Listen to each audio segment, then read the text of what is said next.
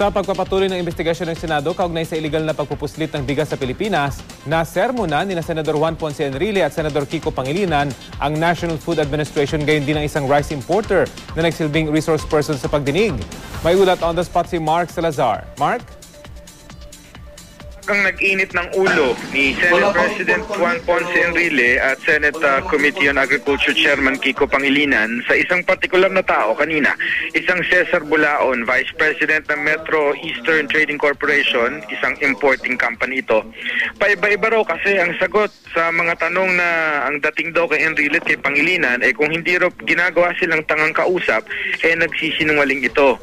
Ang issue ay pagpapatuloy ito ng pagdinig tungkol sa rice smuggling, partikular ng umano'y 100,000 sakong bigas mula Indonesia na walang import permit pero binibenta umano sa local market nung ipasok ito sa SBMA.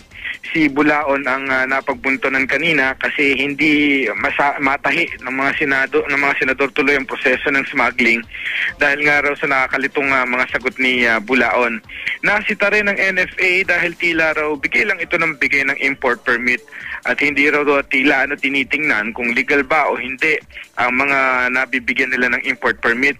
Ang customs ang napuri kanina dahil sa sunod-sunod na huli nito ng mga illegal imports ng bigas, pati yung sa Albay kasi na nasilip na rin dito na 94,000 sacks na illegal rice allegedly. Ngayon sa pagtatapos ng pagdinig, sabi ni Enrile dapat yata higpitan pa ang Anti-Money Laundering Act para mahabol ang mga smuggler at ang financier daw ng mga ito. Rafi. Maraming salamat, Mark Salazar.